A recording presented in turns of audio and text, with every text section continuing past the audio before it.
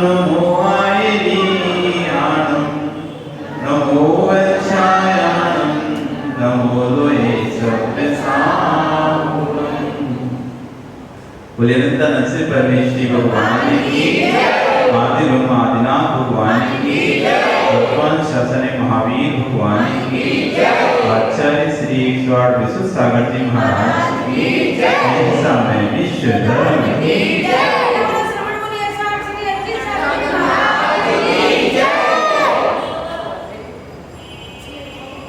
कल हम यहाँ पर वेदी भावना का पद का अनुवाद सुन रहे थे, जिसमें पहले पद में तीर्थंकर का वर्णन, कौन है भगवान, कैसे होते हैं भगवान। दूसरे पद में साधु का वर्णन, कौन साधु जो भगवान बनते हैं, इसका वर्णन था। आज जो तीसरा पद है, यहाँ से लेकर आगे तक हम अपने जीवन को कैसा बनाएं। साधु बने तो अच्छी बात, साधु ना भी बने तो जीवन कैसा होना चाहिए, क्योंकि हर चीज संतुलित होती है तो अच्छी लगती है। जीवन में संतुलन बहुत जरूरी है। यदि संतुलन नहीं है जीवन में तो जीवन बिगड़ जाता है। पुण्य का संतुलन, पाप का संतुलन। कोई भी चीज यदि संतुलित करेंगे तो जीवन व्यवस्थित चलेगा। एक चीज से जीवन नहीं चलता। श्रावक का जीवन दोहरा जीवन होता है। श्रावक का जीवन कैसा? दोहरा जीवन होता है। उसे दो प्रकार का जीवन जीना होता है। एक तो गृहस्थ का जीवन जीना होता है, जिसमें उसको पाप करने होते हैं। एक सत आवश्यक वाला जीवन जीना होता है, जिसमें उसे पुण्य क्रियाएं करनी होती है। एक पाप क्रियाएं गृहस्थी के चूल्हा चक्की, रोटी बनाना, खाना बनाना, झाड़ू बुहारे, इस सब में पाप का अर्जन होता है। साफ सफाई, व्यापार आदि, छल कपट, मायाचारी, झूठ बोलकर धन का अर्जन करता है, तो इसमें उसको पाप का बंध करता है। दूसरा वही साधु सेवा, भगवान की भक्ति, पूजा, स्तुति, वंदना, स्वाध्याय, प्रतिक्रमण, सामयिक आदि करके पुण्य का बंध करता है। तो दोनों का बैलेंस होना चाहिए। सिर्फ पाप ही पाप क्रिया करता रहेगा और पुण्य क्रिया नहीं होंगी तो उसका बैलेंस बिगड़ जाएगा। क्योंकि साधु के लिए तो पाप क्रिया खत्म ही कर दी गई ना, उसके तो बैलेंस बनाने की जरूरत नहीं साधु को, फिर तुम्हें तो बैलेंस, लेकिन श्रावक को बैलेंस बनाना है। साधु के पास तो पाप क्रिया, अशुभ क्रियाओं की निवृत्ति, शुभ क्रियाओं की वृत्ति का नाम ही साधु बना। साधु किसे कहते हैं? जिसकी अशुभ की निवृत्ति हो गई है। असुहादो वृत्तिये सुये वृत्तिये जान चारित्रम बस समिति कुत्ती रूपम व्यवहार ऋणार्जुन भयम। जिसके पास व्रत 5 महाव्रत हैं, 5 समितियां हैं, 3 मुक्तियां हैं, ऐसा 13 प्रकार का चारित्र है, जिसकी पूर्ण रूप से अशुभ की निवृत्ति हो गई है और शुभ में जिसकी परिणति पूर्ण रूप से लग चुकी है, उसका नाम साधु। लेकिन श्रावक की पूर्ण रूप से अशुभ से निवृत्ति नहीं होती।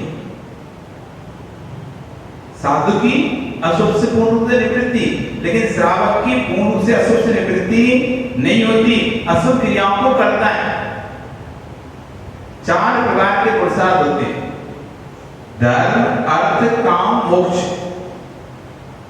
4 प्रकार के आप कह सकते हैं श्रावक के पास 4 लक्ष्य रहते हैं: धर्म, अर्थ, काम, मोक्ष। धर्म पुरुषार्थ को करते करते अर्थ पुरुषार्थ को करना, अपने आश्रम का पालन करते करते धन कमाना, न्याय नीति से धन कमाना। धर्म पुरुषार्थ क्या कह रहा है इसका? न्याय नीति से क्रिया करना, न्याय से, नीति से, अन्याय अत्याचार से पैसे का अर्जन नहीं करना, न्याय से, नीति से, सदाचार से पैसे का अर्जन करके धन कमाना। ये धर्म पुरुषार्थ कह रहा है। धर्म पूर्वक धन, धर्म पूर्वक धन कमा भी रहा है तब भी उसमें भी धर्म है। नहीं, मुझे अनावश्यक लाभ नहीं लेना, निश्चित लाभ रखूंगा मैं। लाभ की भी उसने सीमा कर रखी है। एक तो ऐसा रहता है जो मौका देखता है, कोई फिक्स रेट नहीं है। जो जैसा ग्राहक फंस गया वैसा उसको दे दिया सामान। हो सका तो एक की चीज 10 मिनट टिका दी, और ये हो सका एक की 5 मिनट दे दी, और एक की चीज 2 मिनट दे दी। जैसा व्यक्ति देखा वैसा काम करना, ये है अनीति का पैसा। कोई नीति नहीं है इसमें, कोई अपना वो नहीं है ईमान, या कोई भी अपना स्टैंडर्ड या कोई मापदंड नहीं है कितना मुझे कमाना है। एक व्यक्ति ने फिक्स रखा है मुझे 20% लाभ कमाना है। 1 रुपए की चीज जो मुझे 1 रुपए 20 पैसे मिले, इसका नियत हो गया न्यायपूर्वक लाभ कमा रहा है। अन्यायपूर्वक तो जो धन भी कमा रहा है तो उसमें भी धर्म हो रहा है। धन कमा रहे हैं उसमें भी धर्म चल रहा है उसका, क्योंकि उसने अपनी प्रॉफिट की सीमा निश्चित कर ली। मुझे इससे ज्यादा पैसा नहीं लेना, चाहे एक अबोध वाला आए, चाहे जानकार आए, चाहे अनजान आए, कोई भी मेरी दुकान पे आएगा मैं उससे इतना अधिक, इससे अधिक प्रॉफिट नहीं कमाऊंगा। फिक्स रेट है। बालक आए, वृद्ध आए, बूढ़ा आए, जवान आए, स्त्री आए, पुरुष आए, नौकर आए, मालिक आए, कोई भी आ जाए, मुंह देखकर पैसा नहीं लेता। तो हमारे अधिकतर व्यापार कैसे मुंह देखते होते, मालिक आए तो अलग, नौकर आए तो अलग, बच्चा आता है तो अलग, बूढ़ा आता है तो अलग, समझदार आता है तो अलग, बेवकूफ आता है तो अलग। सब प्रकार से हम सेट कर लेते हैं दिमाग में कि अपना पुराना माल टिकाना है। कोई आएगा बेवकूफ टाइप का तो अपन अच्छे माल में बीच में पुराना माल धर के दे दें। अन्याय अनीति का, जबकि आप चाहते तो पुराने माल की रेट अलग रख सकते थे। ये हमारा नया माल है, उसका रेट ये है, ये हमारा पुराना माल हो चुका है, खराब हो चुका है, उसकी रेट हमने 10 रुपए कम कर दिए। जिसको लेना हो तो पुराना माल मिले जाए, लेकिन आपने वो लोभ था कि 10 रुपए कम क्यों करें, तो नए में सब मिक्स करके भेज देते हैं अपन, पता भी नहीं चलेगा, एक आध दो तो चलता है। वो कोई ज्यादा कंप्लेंट करें तो कम कर देंगे, अब वापस ले लेंगे, नया दे देंगे बदल के। नहीं किया तो कोई बात नहीं, करे कंप्लेंट तो बदल के दे दें। अन्याय का पैसा, इसलिए पहले धर्म को साथ किया, धन को साथ नहीं किया, अर्थ को साथ नहीं किया, पहले धर्म को साथ दिया। क्यों? जिसको न्याय नीति का ज्ञान है होगा वही न्याय नीति से अर्थ कमा सकेगा। क्रम है, क्रम भी बहुत व्यवस्थित आचार्य चीज का क्रम रखते हैं ना, बड़ा सोच समझ के क्रम रखते हैं। आप सोच ले क्या है, धर्म अर्थ काम मोक्ष शास्त्र आगे कोई भी बोल दो, कोई भी कहीं से बोल दो, नहीं लॉजिक उसमें। अन्याय नीति से पैसा नहीं कमाना है, न्याय नीति से पैसा कमाना है। तो न्याय नीति से पैसा तब कमाओगे जब तुम्हारे जीवन में धर्म आएगा। और जब जीवन में दया भाव नहीं है, धर्म नहीं है, तो काय की न्याय, काय की नीति। धर्म पुरुषार्थ। इसलिए पहले जब बच्चों को जो गुरुकुल होते थे तो उनको गुरुकुल में भेजा जाता था, पैसे कमाने नहीं भेजा जाता था। 4 प्रकार के आश्रम होते थे, तो उसमें पहला आश्रम जिसमें कि आपको शिक्षा आश्रम था, जिसमें आपको शिक्षा ग्रहण करनी है। घर से दूर भेज दिया जाता था बच्चे को, उपनयन संस्कार करा के उसी आश्रम में रहना, पढ़ो, धर्म सीखो, ज्ञान सीखो, ज्ञान भी अर्जन करो और वहां पे धर्म का भी अर्जन करो, सद विचार और सद आचरण सीखो वहां जाकर। पहले धर्म सिखाया जाता, धर्म, पैसा कमाना नहीं सिखाया जाता, धर्म कमाना सिखाया जाता, धर्म सीखो। तो आचरण के लिए गुरुकुल में भेज दिया जाता है कि अच्छे आचरण तुम्हारे अंदर आए, अच्छी संगति तुम्हारे अंदर आए, खोटे आचरण तुम्हारे अंदर ना आए, इसलिए गुरुकुल में भेज दिया जाता है। वहां पर जो सीखकर आता था, फिर पिता अपना राज्य या जो भी सेठ अपना व्यापार उसको सौंपता था। अब तुम अर्थ को कमाओ, तो न्याय नीति से सीखकर आए हो, क्या होता है न्याय, क्या होती है नीति, तुम सब सीखकर आए हो, तो अब तुम व्यापार में अर्थ कमाओ, पैसे कमाओ, पैसा कमाओ, क्योंकि अब अपने पैरों पे खड़ा हो। तो उसके लिए अर्थ प्रसार सिखाया जाता था, व्यापार सिखाया जाता था, कैसे व्यापार करना है, कैसे विदेश जाकर व्यापार करना, लेन देन, किसी का लेना किसी का देना। अब जब नीति सीख के आए, धर्म सीख के आए, तो किसी का पैसा खाएगा नहीं, जबरदस्ती किसी से वसूलेगा नहीं, बिल्कुल जिससे लिया उसका समय पे वापस करेगा, क्योंकि नीति न्याय सीख के आए ना, धर्म सीख के आए। तो अर्थ पुरुषार्थ करो। जब अर्थ पुरुषार्थ में दक्ष हो जाता है, कमाना प्रारंभ कर देता है, अपने पैरों में खड़ा होता है, अब काम पुरुषार्थ, शादी कराई जाती है। अब तुम या तो मोक्ष मार्ग में जाना तो मोक्ष मार्ग में चले जाओ, नहीं जाना तो गृहस्थ मार्ग में रहकर धर्म का पालन करो और उसे मोक्ष गृहस्थ मतलब काम पुरुषार्थ है। अब आप अपनी संतान की उत्पत्ति करो जिससे सनातन धर्म आगे बढ़े। आज से लोग तो कई बार अपने प्रवचन में कहते हैं वो लोग बड़े पापी हत्यारे हैं जो एक संतान पैदा करते हैं, दो संतान। अधिक से अधिक संतान होगी तो अधिक से अधिक धर्म बढ़ेगा। कम संतान होगी तो एक संतान थी, वो या तो किसी कारण से दुर्घटना में मर गई या कोई और कारण हो गया तो धर्म खत्म। 2, 3, 4 संतान नहीं, एक संतान बिगड़ भी गई, एक संतान गलत मार्ग पर चली गई, तो और संतान तो धर्म का ध्वजा को आगे बढ़ाएगी। पाप का या तो पाप करना बंद कर दो, अब्रह्म का सेवन बंद कर दो, यदि संतान को जन्म नहीं देना, नहीं तो संतान को जन्म, जिससे धर्म का जिन शासन दूसरे धर्म है का कितना प्रचार प्रसार बढ़ रहा है, आपका जिन शासन प्रचार से क्यों कम हो रहा है? क्योंकि प्रचार करने वाले नहीं बन रहे ना, कहां से होंगे? काम पुरुषार्थ से कहा जाता है, शादी की जाती है, न्याय नीति से अर्थ कमाया, न्याय नीति से शादी है, अब न्याय नीति से काम पुरुषार्थ का सेवन कर रहा है, संतान को जन्म दे रहा है, अच्छे संस्कार दे रहा है, उनके अंदर अच्छे गुणों का विकास कर रहा है। जब ये सब कर लिया, अपने काम पुरुषार्थ को कर लिया, बच्चों को बड़ा कर लिया, उनकी भी शादी हो गई, निवृत्त हो गया, अब आएगा मोक्ष। अब तुमने संसार की संतति को बढ़ा दिया, जिना शासन को भी आपने कुछ दे के जा रहे हो और आप सौंप के जाओ अपने बच्चों को, अब मोक्ष पुरुषार्थ। अब सब कुछ त्याग कर संन्यास को धारण करो, व्रत को धारण करो, नियमों को धारण करो, चारित्र को धारण करो, ये मोक्ष पुरुषार्थ। एक क्रम से सीढ़ी,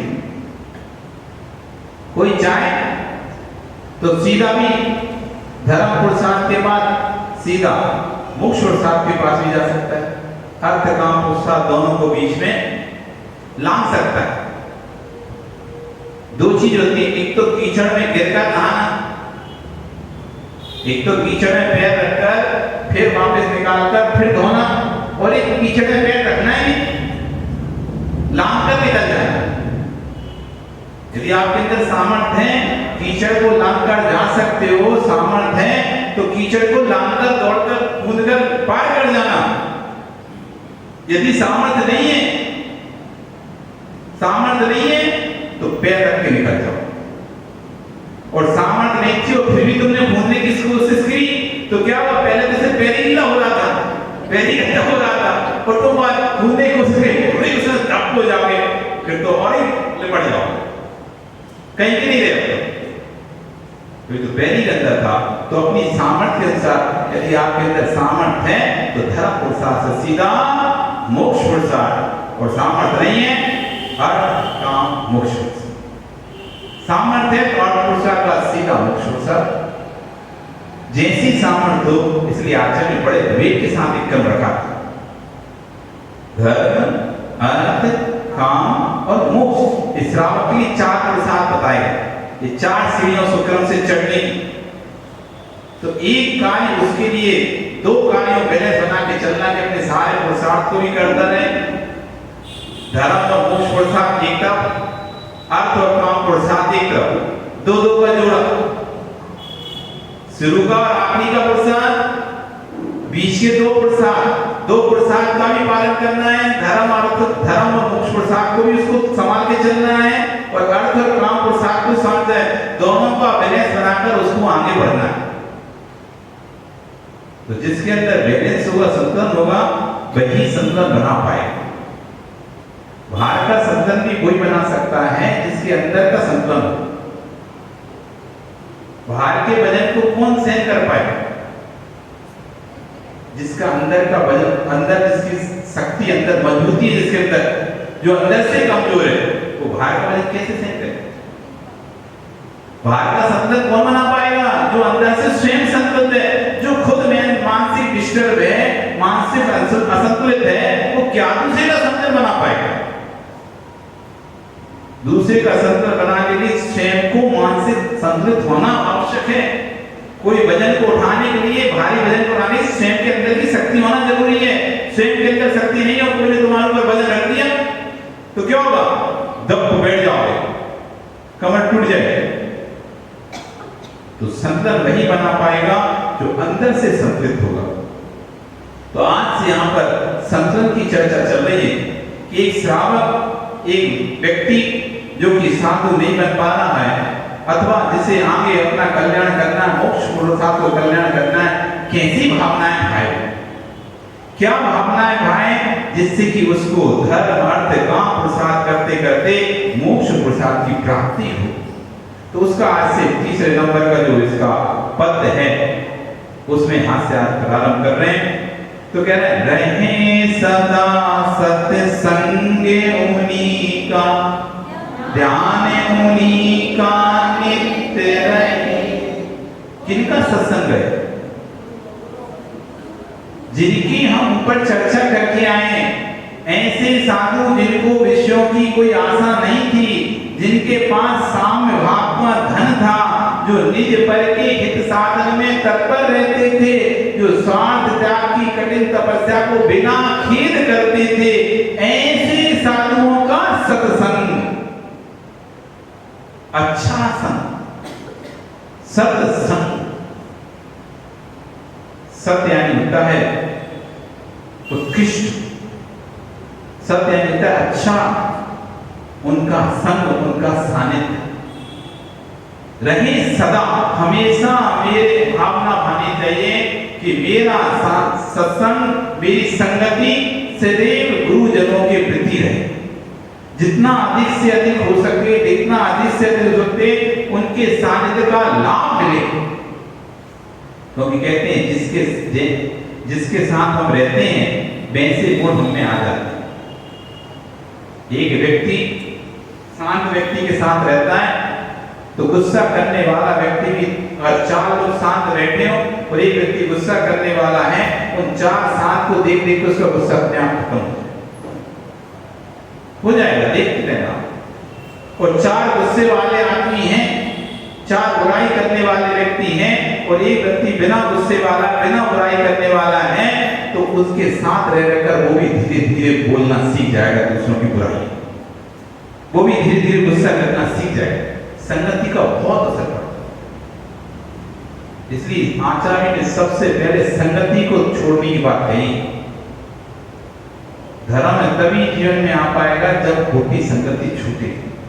आप सोचो कि खोटी संगति में रहे और धर्म करते रहे, नहीं हो सकता। एक म्यान में 2 तलवार नहीं गए, या तो खोटी संगति या सत्संग।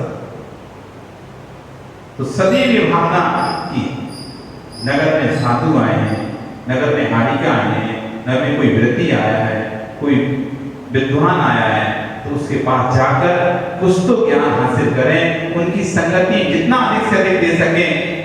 पता नहीं कौन सा शब्द, कौन सी बात उनकी कानों में मेरे पड़ जाए और वह बात मेरा कल्याण कर जाए। कौन सी बात पता नहीं चलता, कब कौन सी बात किसको अच्छी लग जाती है। प्रतिदिन प्रवचन क्यों करना चाहिए, प्रतिदिन प्रवचन क्यों सुनना चाहिए, पता नहीं, ना जाने कौन सी ऐसी बात जो बात अंदर तक, गहरे तक दिल में प्रवेश कर जाए, छू जाए, लगे कि नहीं बस अब सत्य तो यही है, यही करना है और कुछ नहीं करना। तो रहे सदा सत्संग उन्हीं का ही सत्संग रहे, ध्यान उन्हीं का नित्य रहे। उठते चलते सोते खाते पीते जगते सद्गुरुओं का ही ध्यान अंतर में चलते रहना चाहिए। जैसे अच्छा चित्र देखने, खराब चित्र देखने से परिणाम खराब हो जाते हैं, खराब चिंतन करने से परिणाम खराब हो जाते हैं, वैसे ही अच्छा चित्र देखने से, अच्छे लोगों के बारे में सोचने से परिणाम अच्छे। इसलिए सदैव फ्री हैं तो उनके बारे में चर्चा करो, उन्हीं के बारे में बोलो, उन्हीं के बारे में सोचो, जिनके बारे में बोलने से, जिनके बारे में सोचने से आपके परिणाम निर्मल।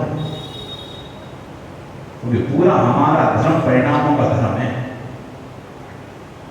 पूरा हमारा धर्म परिणामों का धर्म है। परिणाम निर्मल सुभाष, परिणाम संक्लेशता अशुभ। ध्यान उन्हीं का नित्य रहे, उन्हीं जैसी चर्या में ये चित्त सदा अनुरक्त है।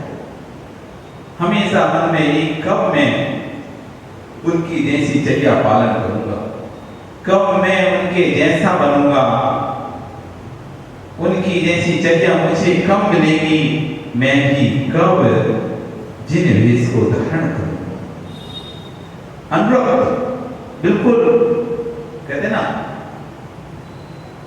उसी के बारे में मन में हर चित्त में उसी वही वो कहता अनुरक्त, मतलब उसी को सोचना, उसी बारे में बोलना, उन्हीं की चर्या के विषय में अंदर ही अंदर चिंतन करते रहना, चित्त को सदा उसी में ही लगाना। फिर कह रहे हैं नहीं सताऊं किसी जीव को, कोई भी जीव मेरे द्वारा सताया ना जाए। आपके अंदर भाव आता है कोई जीव को ना सताऊं, भाव आता है कि सताते नहीं? नहीं सताऊं किसी जीव को, झूठ कभी नहीं कहा। मेरे हे भगवान, ऐसी भावना हो कि मेरे द्वारा कोई ऐसा कार्य ना हो जिससे कोई दुखी हो, पीड़ित हो, किसी को कष्ट हो। सदैव मैं ऐसा कार्य करूं जिससे किसी को पीड़ा ना हो, कष्ट ना हो, संक्लेशता ना हो। मेरे मुख से कभी कोई ऐसे वचन ना निकले जो पर पीड़ा कारक है। जब भी मुख से निकले तो ऐसे वचन निकले जिससे दूसरों के कटे टूटे हृदय जुड़ जाएं। ऐसे वचन ना निकले कि जुड़े हृदय टूट जाए। दोनों प्रकार के वचन होते हैं। एक वचन जो टूटे हृदयों को भी जोड़ देता है, एक वचन हृदय को तोड़ देता है। हमेशा सत्य का सहारा लूं, झूठ कभी नहीं कहा करूं। किसी से किसी प्रकार का झूठ मेरे मुख से ना निकले।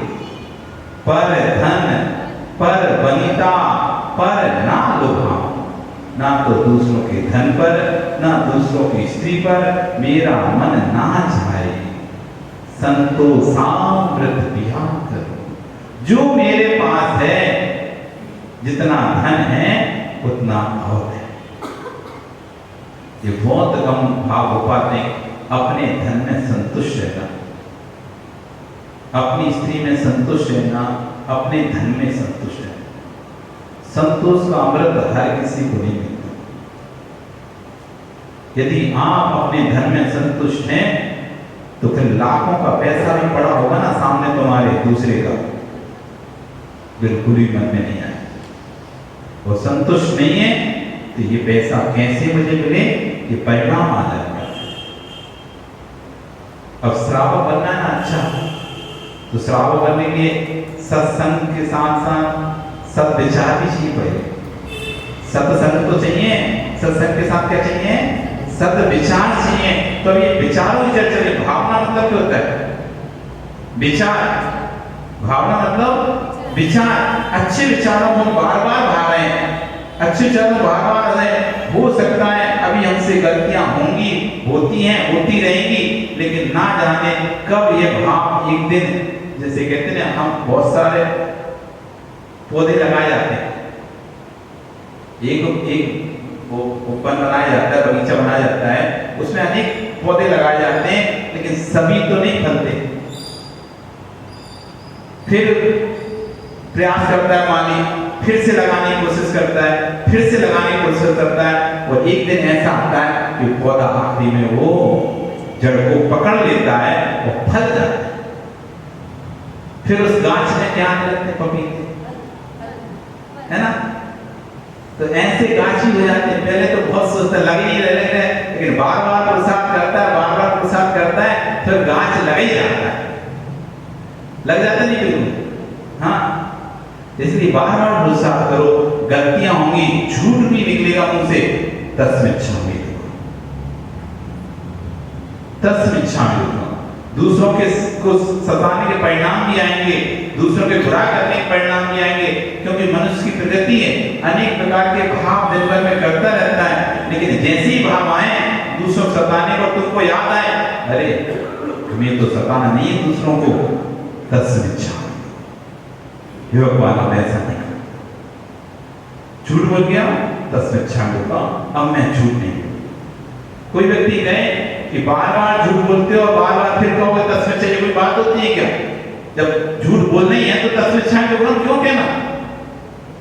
नहीं, बार बार झूठ बोलोगे, बार बार तुम स्मरण करोगे, बार बार ये बात याद करोगे, मुझे नहीं बोलना झूठ, मुझे नहीं बोलना झूठ, मुझे नहीं बोलना झूठ। एक समय ऐसा आएगा जिस समय झूठ मुंह से निकलते निकलते दिमाग में आएगा मुझे झूठ नहीं बोलना।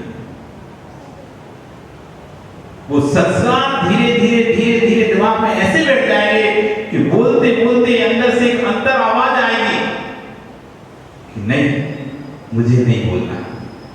कभी हमको आवाज आती नहीं, तो सुनाई नहीं आती वो अंदर से,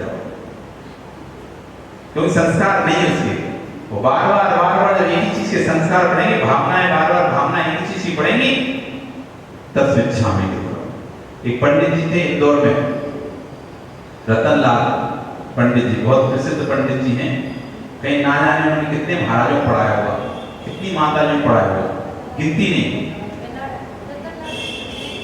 वो तो जयपुर के, ये इंदौर के पंडित रतन चंद जी, इतने सरल स्वभावी, इतने सरल स्वभावी, गजब से ज्यादा सरल स्वभाव, कोई परिग्रह नहीं अपने पास, घर में अपने 2-4 जो कपड़े रखना है वो रखिए, खाना बनाने का जितना सामान चाहिए सामान, लाखों लोग उनसे कह रहे हैं कि आओ हम तुम्हें खूब बंगला दे दें, पैसा दे, सब कुछ दे, नहीं, एक चीज इतनी चीज नहीं चाहिए मुझे कुछ।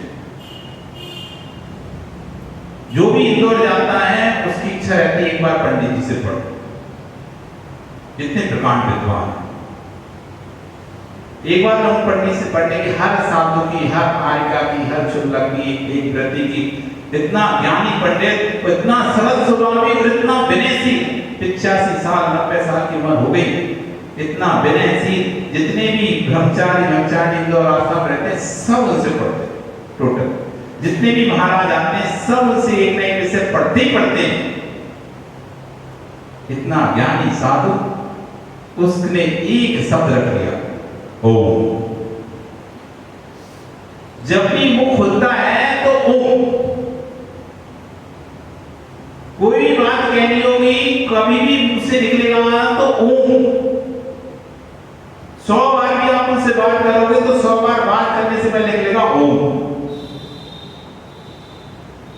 1 घंटे भी आपने से, आप अभी चर्चा बात करो ना, बात करते आप लोग गए, उसने प्रश्न किया, फिर उन्होंने उत्तर दिया ओम। ओम करने के बाद फिर आगे बोलना शुरू कर दिया।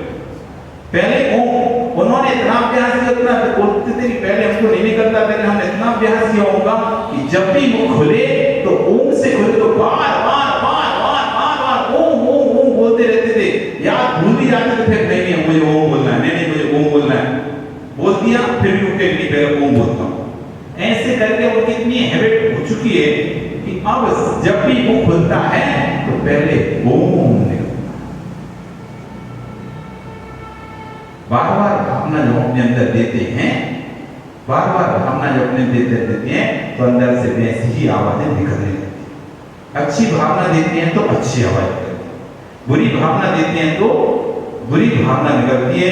आज 30 नंबर पद में कैसी भावना दी थी कि दूसरे के धन पर मेरी कोई भी निगाह ना जाए, अपने ही धन में अपनी स्त्री में संतुष्ट रहूं, किसी भी जीव को मैं ना सताऊं, किसी से झूठ ना बोलूं, सदैव सत्संग को करूं, उसी में ही चिंतन करूं, उसी का ही मनन करूं, गुरुओं के सानिध्य में रहूं, उन्हीं के प्रति मेरा चित्त अनुरक्त रहे। ऐसी 8, 5, 6 भावनाएं हमने भाई, ऐसी भावना प्रतिदिन भाया करो, तब जाके कहीं आज का पुरुषार्थ ना जाने कौन से भव में काम करेगा। इस भव में नहीं करेगा, किसी भव में करेगा, पर करेगा जरूर। इसलिए ऐसे मेरी भावना को प्रतिदिन भाव, अच्छी भावना भाव, चार्ट भी अच्छा बनेगा, वो ख्याल भी अच्छा होगा। आपका समय कल फिर हम यहाँ पर अगला और क्या क्या भावना भाना चाहिए ये सब याद रखो, कौन कौन सी भावना है। तो पेपर होगा ना इसका भी, तो पूछेंगे हम कौन कौन सी भावनाएं भानी, ठीक है ना, भूल जाओ। आज कितनी सारी भावनाएं भाई, वो सारी भावनाएं याद रखना। नमो हरिंदाण, नमो सिद्धांत, नमो आयन, नमो